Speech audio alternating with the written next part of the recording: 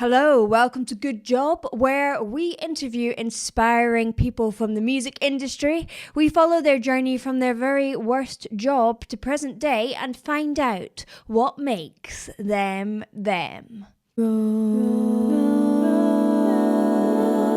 شیشه دلم ای خدا زیر سنگ آمده. That roar was from Afghan singer-songwriter, TV personality and activist Ariana Saeed.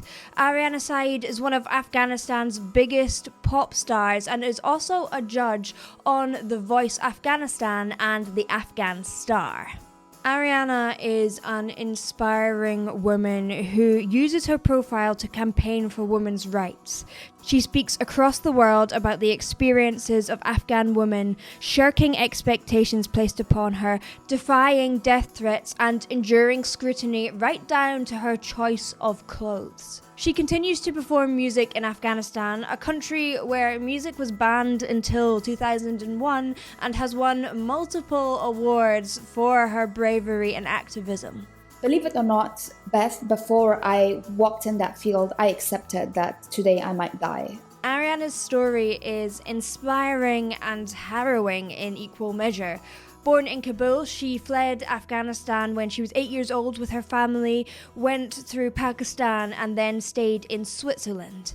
After her family's asylum case was rejected, they hired a smuggler to get into London, where they finally settled.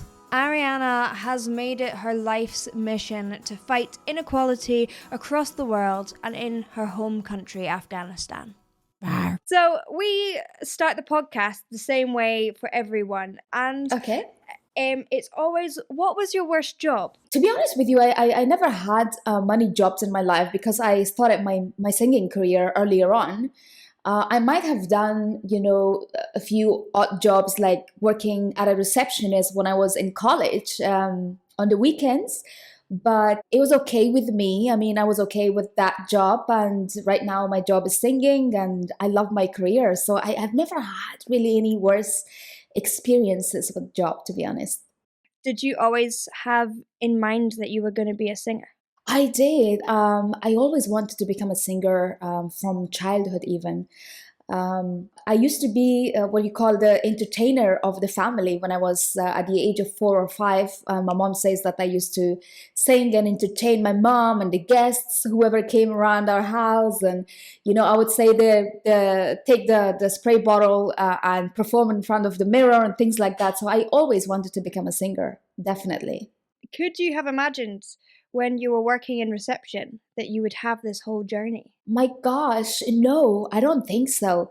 What happened was, Beth, as I said, when I was a child, I always wanted to become a singer. But then when I became almost like a teenager, like 12, 13, at the age of 12, I think I was sent to Switzerland all by myself to join my sister who used to live there.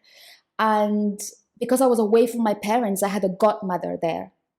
My godmother found out from me that I used to love music and I wanted to become a singer. So on my birthday, she took me to a church where there was like this choir singing these songs and performing and everything. So she got me to watch it throughout. And then in the end, she was like, "How did you like this?" I was like, "Oh my God, this was beautiful. I loved it." She was like, "Okay, so guess what? Do you know what your gift is for your birthday today?" I was like, "What?" She said, "You have the admission to sing along with this choir from now on." And I think that was the most beautiful gift I have ever received in my life. So I started singing with this choir, but then later on, my family, they forced me to leave the choir and forget about singing altogether because they said, you're gonna have to concentrate on your studies, and plus this is out of our culture and this and that. So they forced me to leave the choir. And then back to your point, when I was working as a receptionist, those days I didn't even think I would one day pursue a career in singing and if I would be allowed to do that. So never ever I thought that I'm gonna be who I am today. I mean, you've had such an amazing journey. And you do so much great work with women and human rights activism. Yes. How did that start? How did that part of your journey begin? Well, I was born in a family where I was surrounded by so many females figures. Like I have six sisters, and there was my mom as well, and then I don't have any brothers, but just my dad, who used to be of an older age because he got married really, really late. And from an earlier age, we were taught that we have to like really, really be strong and stand up for ourselves and defend ourselves, since we were living in a society that was very male dominated. So I think, as much as I think that a strong character is a gift from God, but then my experiences throughout my life, and the fact that I was surrounded by these strong women and everything, that really had an impact on my character as well. Believe it or not, when I first wanted to pursue my career, it's so funny that I was really young, but my intentions pursuing this career was like, okay, I'm gonna start singing, and then mostly my songs are gonna be about peace, and it's gonna be about making a difference, and it's gonna be for humanity and this and that. It was a part of my character. Do you think that there's any more progress to be made on the front of women's rights right now? Absolutely. Some way or other, the whole world, we can find, societies and people that are being affected because of the gender issues. But this problem, I think, is the biggest in countries like Afghanistan, where women are being discriminated, they're being abused and beaten, and there's like forced marriages, there's like underage marriages where they get these little kids as 11, 12 to get married. And these issues are really big. I mean, as much as people like me and others are trying to bring forth a change in there still has to be a lot of work to be done. But I have to be honest, since the regime of Taliban and the fall of Taliban, actually, things are a bit better than what they were. I don't know if you can recall, during Taliban, women were not allowed to even walk outside on the streets by themselves. Forget about working or studying and things like that. So things are definitely better, but a lot of progress has to be made for things to really change and become even maybe a tiny bit closer to how life is for women in Europe or abroad. Up until 2001, music was banned in Afghanistan. Yes. What is it like being a singer in a country that not so long ago no one was really able to sing? Before the Taliban, music used to be a very normal part of the society and the part of life for Afghans. But then, obviously, when Taliban came, everything went upside down, and nobody could sing anymore. And I mean, in general, women could not do anything, let alone singing. Like anything they would do was a problem. Now, to be able to go back to Afghanistan and be able to sing, not as freely as the singers get to sing here, obviously, it's still very challenging. I cannot, for example, go out there and just have a concert, like an outdoor concert, for example, or I cannot perform the way I want to. So things are still very challenging and very hectic. But just to be able to still go out there and try, to bring the singing back within female, it's a big thing for me. It's such a blessing, and I hope that we can continue to make more progress. And I have to say, it hasn't been an easy journey for me. I have had to face death threats. I have to face discrimination. I get online threats that they would put acid in my face and things like that. It's definitely not easy. But the fact that the majority of people are open to female artists now, and the fact that they support me, that actually make up for all the negativity, and that's what gives me drive and the energy to follow my steps further. Do male singers ever get as many problems with this? I'm so glad that you asked this question, because this is something I wanted to mention. And no, they do not have any issues nor any problems singing. Like they can do whatever they want. They can even make videos like thousands of naked women around them. Nobody would question them. Nobody would say, why are you doing this? So they have all the freedom they want. And unfortunately, the women are the ones who would face issues with anything. So you have quite a diverse background in terms of living in so many different places. Has all these different cultural influences affected your music? Definitely, it has affected my music. Funny enough, when I said to you that I was sent to Switzerland at a very young age, that's when I first got introduced to pop music, and I got introduced to all these amazing female singers like J-Lo and Destiny's Child, Beyonce and Shakira and all that. And I was like, oh, I was like so wowed and so, like positively impacted by them and their music and everything. And I think one of the main reasons why I pursued my career was this pop music that I got introduced to. But then later on, when I went back to Afghanistan in 2012, that's where I got to hear the pure traditional Afghan music, which also, became a part of my career because I started doing traditional music, like Afghan music. So yes, my music has definitely been somehow influenced by different cultures and different genre of music and everything. And I'm very thankful and grateful for the fact that I've been able to travel around the world and that I have been in these different countries and that I have experienced all of this. And how much has your experiences as a child and adult affected your songs in terms of your inspiration for your songs and your music in general?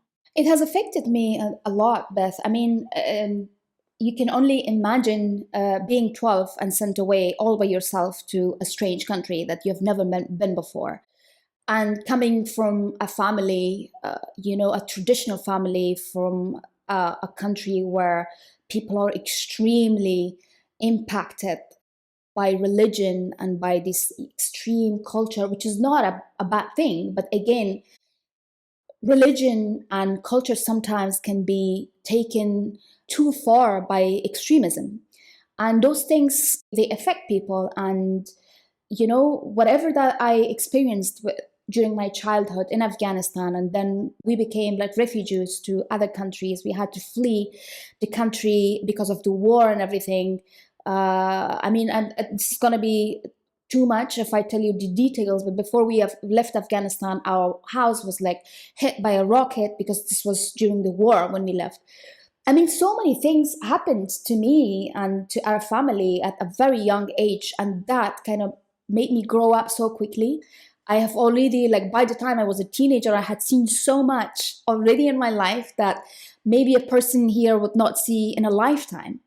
So, I say, you know what, taking the negative things aside, I always try to take it positive, and I feel like those were the things that made me who I am today, for which I'm very grateful for every experience, no matter negative or positive. That's a great stance to take. You must have found it difficult as a child, having those experiences and moving to a country where people perhaps didn't understand those experiences. Did you find that difficult? I found it difficult, definitely. I mean, I remember when I was living in Switzerland, I mean, my classmates and my friends, they used to complain about these things that didn't even mean anything to me. And it was not easy to make them understand, but then again, they were so sweet and sympathetic towards me when they heard my stories. And they were so interested and then so shocked, because I remember my teacher had told me to prepare this presentation about Taliban and the war in Afghanistan and a bit of my own experience over there. And I remember when I did the presentation, it was for an hour. I had to talk, and I presented this with like photos of the Taliban cutting people's hands and legs and this and that. And everybody was like so shocked. But after that, I don't know, but I think they did understand me, but maybe not to that extent. But they were very sweet and very kind and very sympathetic towards me and what I had been through. Most musicians have to deal with things like trolls and haters, but as you said, you've had to deal with so much more than this. How does that affect you? I mean, at the end of the day, we're all human beings, and things, would affect me exactly the same as it would affect other human beings. And it's not easy for me. It has gotten to a point where I've thought, you know what, I'm just going to run away and leave this whole thing. But again, I mean, I always keep on asking my question, what is the reason why they're showing me so much hatred? What is the reason why I'm getting these threats? Why do they want me to leave my career and run away and sit in a corner? I mean, I might be doing something great here. I might be a strong person who is impacting the society with my work. I maybe am somebody who is, bringing forth change, and maybe getting these women to, wake up and realize that they're human beings and they have the freedom of choice, and they should fight for their rights as a human being. So all these things, when I think about it, then I'm like, okay, you know what? I am doing something right. And no matter what they say, I'm going to continue, especially because my career and my music is not just for me, it's for a cause. So for that reason, it's something so important to me that, like inside me, I feel like, I have to carry on for people and for the society, and especially for women. You're so courageous in your journey. Thank you. You absolutely are. Do you ever doubt that ability to impact, or just in your music or yourself? No, not at all. And I think the reason why is because of the results that I have seen and that I've gotten from the work that I do. And those results, whenever I look at it, I see the impact that I'm having over the society, especially in the lives of Afghan women who don't even have a voice of their own. And whenever they hear me, or they listen to my songs or to my messages, like it does something to them and it makes them stronger. So this result that I see and the stories that I hear from people, it just tells me that I'm doing the right thing. So, the quick fire round. Tea or coffee? Tea. Music or lyrics? Music. Cats or dogs? Cats. Creativity or logic? Both. Plane or train? Oh my god, I love both, but I would say plain. Sweet treats or savoury snacks? Savory snacks. City or countryside? Countryside. Matching or odd socks? Matching. Guitar or piano? Piano. Friday night in or Friday night out? Friday night in. Modern or vintage? Modern. Black and white or Technicolor? White. Moose or mouse? Moose. Yeah. So this is the part of the podcast where I give you a fact about our guest. And in this episode, we've covered how the Taliban banned music in Afghanistan in the 1990s. Now, this was not a straight out ban, but it was extreme music censorship. For example, in the city of Herat, musicians had to apply for a license to perform music, and it specified what type of music they could perform. So, for example, they could sing specific types of religious music and Taliban chants, however, they could not perform music with a musical instrument. This cut out a large amount of music, so no love songs, no songs for dancing, and it stipulated that everything must be sung without amplification. You had to be quiet. However, music could be performed by male musicians in private parties, indoors, women not at all. Music was hardly ever performed on TV, and at the time there was only a couple of hours of TV being broadcast anyway.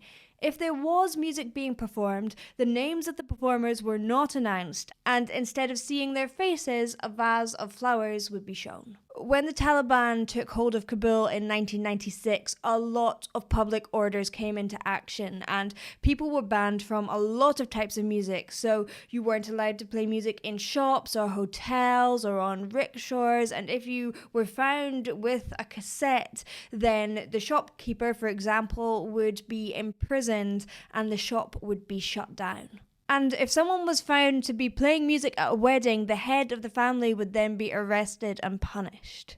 Now, the Taliban fell and music began to re-emerge. Everything from traditional music to modern hip-hop and rap. Music is allowed on television, on shows such as The Voice of Afghanistan, and the voices of women are beginning to be heard. As I mentioned in the introduction, Ariana is a huge part of this movement, including being a judge on The Voice Afghanistan. Your creative process and putting together a song, how would you start? How would you go about that? I used to write my own songs before when I started my career. So obviously, first I would it either started from writing or it started with a melody, like a composition. For me, it can be either way. Sometimes I make the composition first and then I go and write the lyrics for it, or I write the lyrics and then compose it. But nowadays, I have, thankfully, I have this amazing writer who is in Afghanistan, a young guy, very sweet and kind guy, very talented, who writes my songs. He has written most of these songs that I've sang for women's rights. So what I do is, like, for example, I think of a topic and I call him. I'm like, can you write for me about this topic? And he goes, yeah. And then he goes away and then comes back with this amazing lyrics. And then I take it and then I make it into a composition. And then I send the composition to my musicians or to arranger, and then they arrange the music and then I sing it at a studio.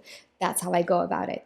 So you spend half of your time or a lot of your time in the UK and Canada, and then a lot of your time in Afghanistan. Do you find a difference in how people receive your music in different countries? Definitely a major difference. I mean, it's two things I would like to mention. One is personal, how things change from Afghanistan when I come to Europe or to other parts of the world, and then the other side is my music, how it's received. So basically, when I'm in Afghanistan, I am like a prisoner within my own walls. I cannot get to go anywhere. I have to be indoor all the time, surrounded with bodyguards and armored vehicle and this and that.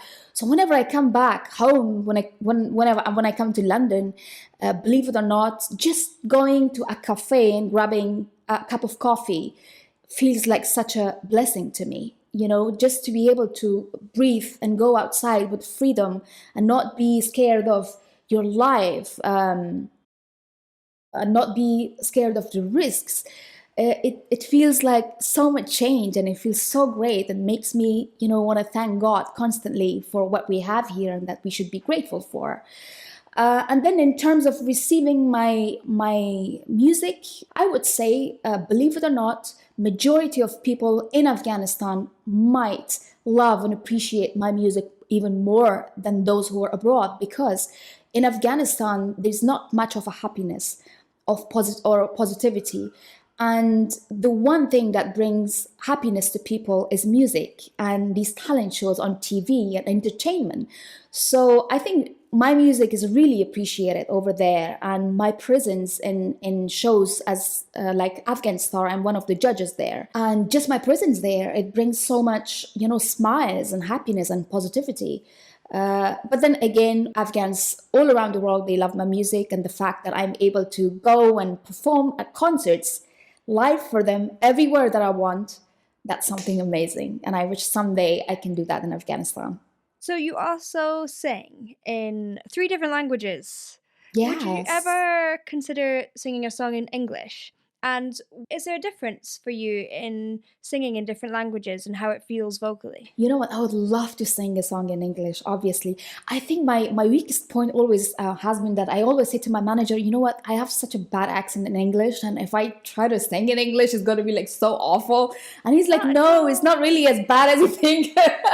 But no, I would love to sing. In fact, I'm actually working in on an English song right now. Great. I'm not going to mention it. It's a very famous old song of Hollywood that people love, and it's one of my favorite songs. So I'm trying to sing that both in English and in Farsi and let people hear it and see how they receive it. And at the same time, yes, I can sing in Hindi because I spent a few years of my life as a child in Pakistan. And that's where I learned the language. And also we tend to watch a lot of like Bollywood movies. That's where I learned Hindi. And yeah, English I can sing, but I doubt myself, I guess. I don't have the confidence. Oh, you should go for it. I'll be looking forward to your English song for sure. Thank you. Thank you so much. I'll try. Yeah, please, please. Another amazing thing that you've done is that you sing live. And that's been something that's quite different in Afghanistan. Why is this important to you?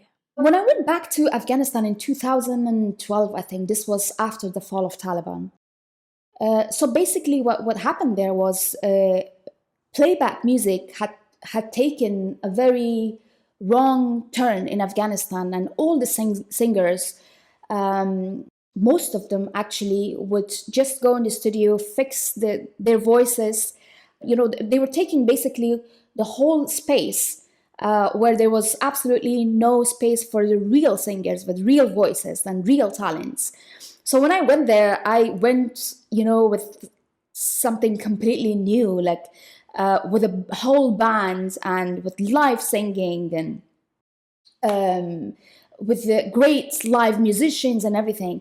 And I think at the end of the day, there's something about live music, I'm sure you would agree with me, that, you know, there's the essence, there's the originality, and there's the feeling, which is the most important. And with live music, you can touch the hearts, and you cannot do that with playback music at all. So I think when I went with all these new things, it just touched people's hearts. And then with this new thing, I was able to get people to really understand the meaning of real music and live music. And from there on, I feel like there has been a change now that where in the industry, people know the difference between the real singers and the ones whose voices get fixed by computer, which I think is a big deal. Now, do you ever get anything like performance anxiety, or do you, because they're so important, all these live gigs for you, do you just feel like I'm just going to go and do this? I do get anxiety and a bit nervous. Obviously, first you're always thinking about, okay, is my show going to be sold out? This is one thing that's in the back of your head that you want it to happen. But that's not anxiety. It's just a feeling that I get usually. And then when I hear that my show is sold out, obviously that nervousness is gone. But then right before I want to step on the stage, maybe the last few seconds, that's when I really get anxious and I get nervous. But then once I go on the stage, everything just vanishes and I just start being back to myself, and I enjoy the minute I start my performance. Something happens, I don't know what. So what has been your greatest challenge in your career so far?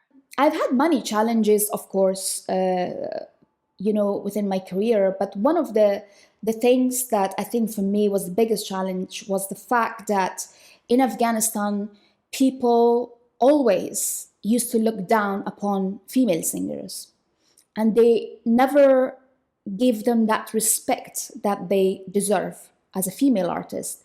And for me, my number one priority was always to change that fact. I always wanted to do things to make people to understand that a female artist can be a good character, of somebody that has to be respected, that they have to be somebody that is a normal human being like everybody else. And over the years, I think with the moves that I've made, with the things that I've done, I have been able to somehow change the perspective of people a little bit, but there still has to be a lot of work done. And we're still not there. But you know what? I think I might have been able to bring forth just a slight change to that. On the opposite side, what's been your greatest success? I actually got to perform in a football stadium where Taliban used to execute women. I think for me, that performance was one of the highlights of my career and something that actually made history. That must have been scary though. How did that feel? Oh my gosh, it was really scary. Believe it or not, Beth, before I walked in that field, I accepted that today I might die. I might just get shot. But you know, this thing about me, like this was so important to me that, you know what, I thought, you know what, anything that happens today, I'm going to do this.